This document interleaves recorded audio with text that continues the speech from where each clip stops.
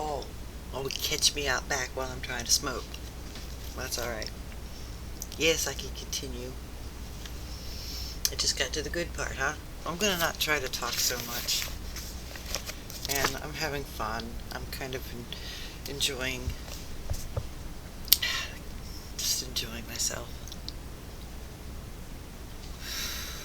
This book is, so I read ahead, and I'm going to like what I'm going to read to you. So, but I'm going to try not to talk about it because she very clearly. All right.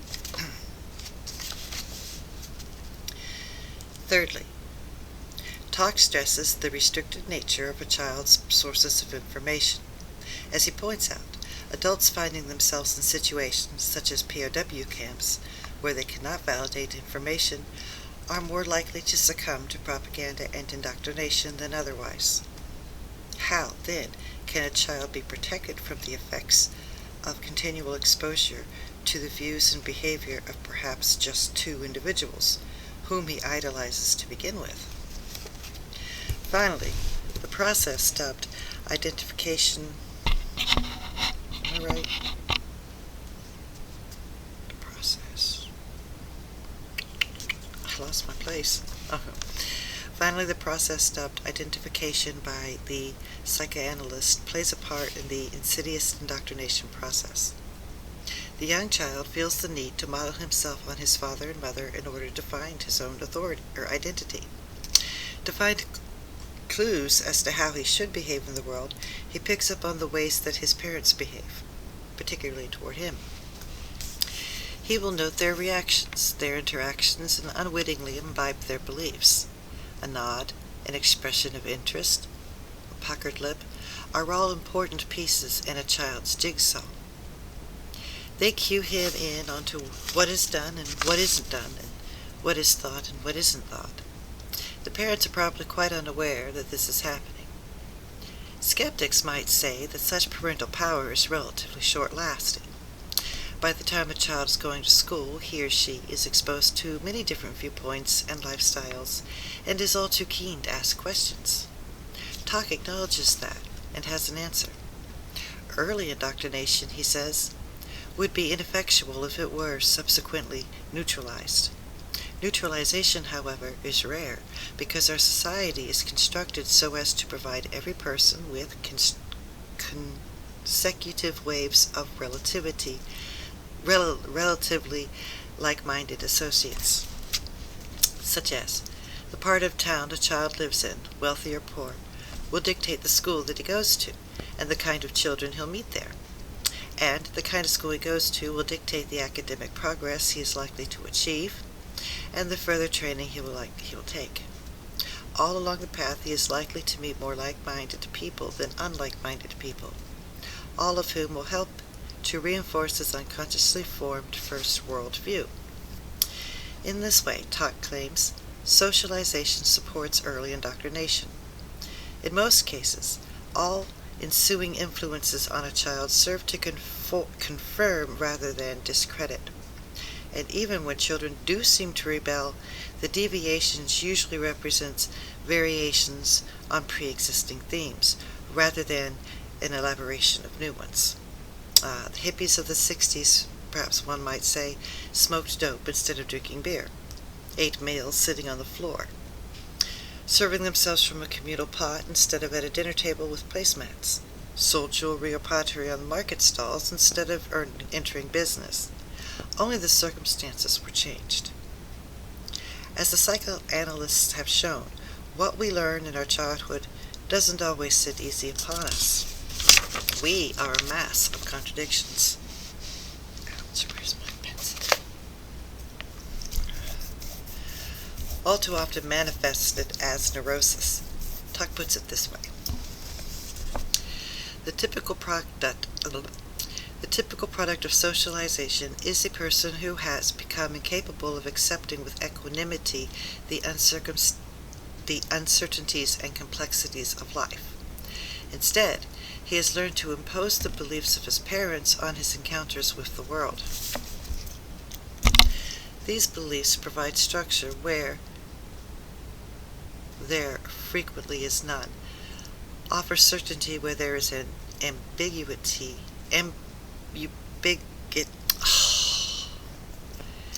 Ambiguity? And predict events which are indeterminable. Ambiguity. All is all right unless the beliefs are put to the test. But if doubts and ambiguities? I know I'm saying it wrong. Ambiguities.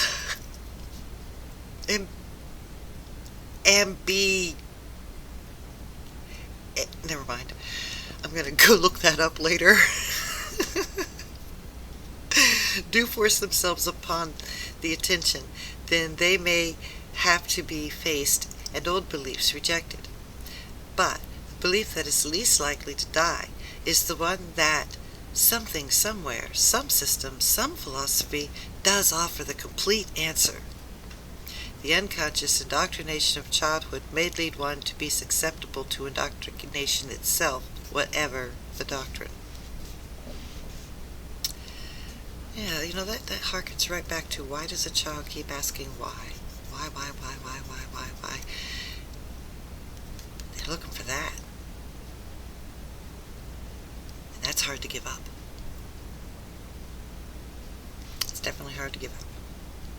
So much for indoctrination that originates in the family, albeit by the name of nurture. So much for indoctrination that originates in the family, albeit in the name of nurture. Just as few would cite the family as the seat of indoctrination as such, so few people who claim to be religious would consider that organized religions,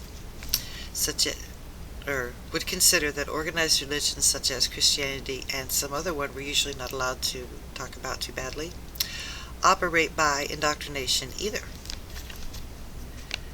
Questioning is not prevented by any active means. It might simply be encouraged in order to further understanding. But the understanding that is achieved as a result is not knowledge itself, but the understanding that belief alone can lead to knowledge. Okay, this is what Christians do. Well, religions do. So it says, questioning is not prevented by any active means. Don't question me. It might seem to be encouraged. Oh, go ahead, ask your questions of God. He's got the answers for you. In order to further understanding. But the understanding that you achieve through their method is not to gain knowledge, but to gain understanding of the belief. That's it. Thinking that will lead to knowledge. Wow. Okay.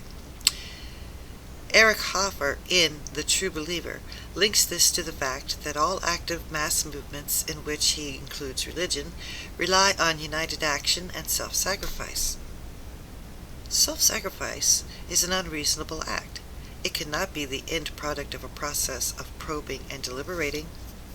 All active mass movements strive, therefore, to interpose a fact-proof screen between the faithful and the realities of the world.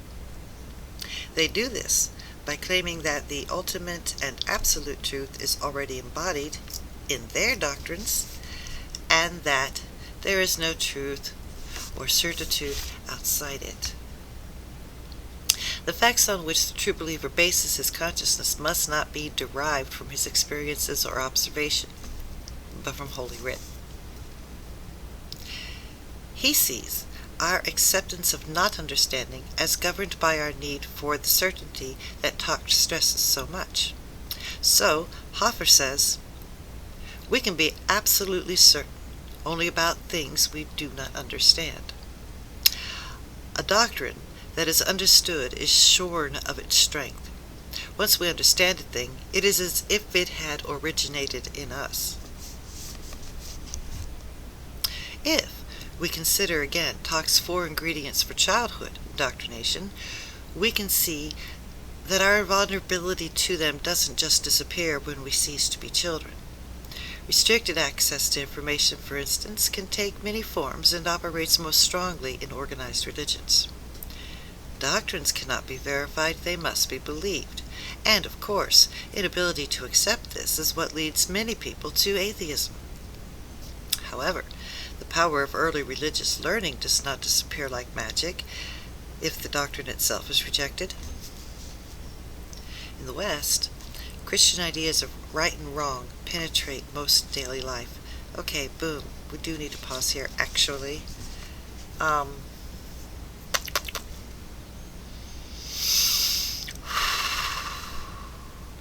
Doctrines cannot be verified, they must be believed. That leads people to atheism. However, the power of the early religious learning doesn't disappear, even if... Okay, that's loaded for some, since we're all into being total atheists because it's fun and cool, and let's fight about that. But I think what I want to say is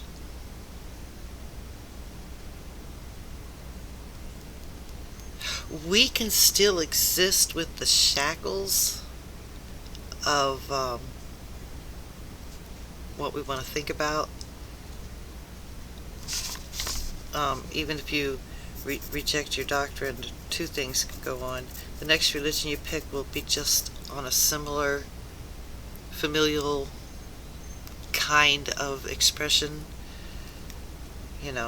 personalized or mysticized, but you will still fall into that same pattern of belief in it, that same pattern of dreamy faith in it, and fantasy.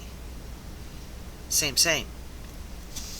And beyond that, on the left-right side of your brain situation, the Christian ideas of right and wrong permeate most of our daily life. Less and less anymore, but previous, which I don't feel like dragging out at this moment, so moving on. Similarly, the need to identify doesn't disappear, although it is never as strong as it was in childhood. In adult life, we make our judgments about whom we think worthy of respect, and as a result are far more likely to identify with their ideas. Consciously, we will want to give them credence and adopt them as our own, an example of behavior that psychologist Leon Fessler called cognitive dissonance, to be discussed in Chapter 6. So we're going to read that again. Cognitive dissonance is one of the buzzwords in a society today. So, the need to identify doesn't disappear, but the need to identify was much stronger in childhood. That's why it's really, really important to praise the child's personality, bring out the best in them, let them identify with their own strong self, their own strong character. Anywho, then that would be unshakable. Anywho, consciously, we will want to give them credence. We want to give the credence. We make our friends because we like their ideas, and we'd like to identify with their ideas for a while, so we do. It gives us shit to talk about for a while. And we want to give them credence and adopt them. And it's because we are cognitively dissonant. We'll believe in it for a little while until we're pulled apart. Conformity remains one of the requests of civilized society.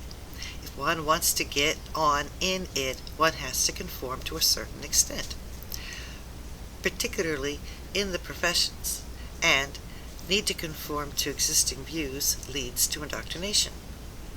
In Persuasion and Healing, Jerome Frank describes the process very vividly in the case of trainee psychoanalysts. The would-be Freudian analyst has to start from the view that Freud's thinking was correct. He esteems his teacher and wants their good opinion. He esteems his teachers and wants their good opinion. he puts considerable effort into his training. If, en route, doubt creeps in, then he is not in a good position to voice them. He wants to keep the good opinion of his teachers. He perhaps doesn't know enough yet on which to base his opinion, but he has studied enough to have made a psychological investment in his training and to want to succeed. He doesn't just learn during his training, he has to participate in it by undergoing analysis himself, and his training is not complete until he has produced the right kinds of memories, thoughts, and feelings. As psychologists have shown, see again, Chapter 6, participation in and repetition of an action help to confirm one's belief in its validity. Validity. In the case of a trainee analyst, any objections he makes to interpretations made of his experiences, or any refusal to offer up significant thoughts and feelings, is explained by his own analyst as the time-honored psychoanalytic stage called resistance. The unconscious fight to keep all the hidden secrets of the unconscious buried. Long silences, argumentativeness, even too frequent escapes to the bathroom may all constitute resistance. There is no way the skeptical trainee can be right, but if he carries on his training, his need to believe in himself will lead him to internalize what he has been taught and to use it as an escape route himself when he has patience. I put a question mark here, 2009. I wonder if I understand it any better. Next sentence. Any patient who argues is resisting or transferring emotions onto him. Any patient who doesn't improve was probably unsuitable for analysis. The doctrine protects itself.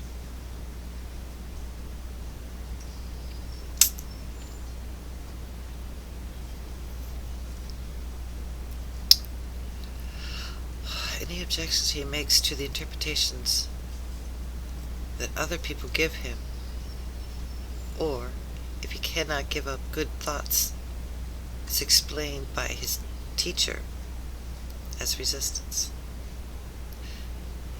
Okay. So he may believe he's right about something. There's a rank issue here. His doubt creeps in. He thinks he's got a right way about something. He lives in an environment where there's no way a skeptical trainee can be right. But then he suppresses that and continues on receiving the information to do his job. His need to believe in himself, he needs to believe in himself, will lead him to internalize what he has been taught and to use it as an escape route himself when he has patience. So, that means when he has a patient later on, and his patient says, no, doc, I think that I'm like this for real. No. You see, I've got all this training. And, you understand, this is also what I told you. This plays right into, we're trying to do psychology by negating the fucking human. I quit.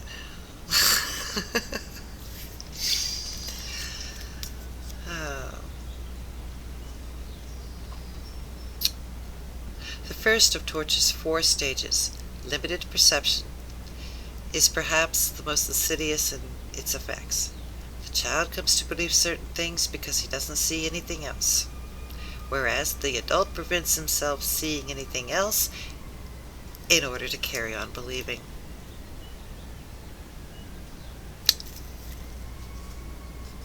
Teenagers have an explosion of intelligence wherein they begin asking questions that just might freaking help humans. In other words, indoctrination or beliefs once established are consistently reinforced by what psychologists call perpetual set. We tend to pick up only information that we are set to receive. That is why, for instance, that if we buy a new car or a new coat, we are so often aware that a great many other people have also the same model and style. Unless, perhaps, the phenomenon is due to an unusually successful advertising campaign, it is in fact unlikely that there are more of such cars or coats around than usual. What has happened is that our attention has been drawn to them. We notice them now. That is perpetual set on the symbolist level. But it is the same process that is working when we take in information that confirms our existing beliefs or ideas. If a person is committed to some S-word ideology, he is likely to pick up on articles, books, and conventions that support his ideas, and not so much ignore as he blah blah blah blah blah blah blah blah books and conventions that support his ideas, and not so much ignore as be unaware of the content of much material or views that conflict. The ardent feminist is likely to be more highly set on to notice instances of male oppression than the, to her, occasional example of sexual fairness or even male subordination. Read that again. We're having troubles. We're probably going to end it then. Okay, the ardent feminist is likely to be more highly set to notice instances of male oppression than the occasional example of sexual fairness or even male subordination. The arch reactionary will only see wayward youth. The process has its basis in physiology. Our nervous systems would be overloaded to the point of collapse if we were to react to every possible stimulus in the environment around us. We have to be selective. Fortunately, we cease to realize that we are being selective. All right. We're going to stop right there. I don't know if I'll get a second wind in a few minutes or not. So, to be continued.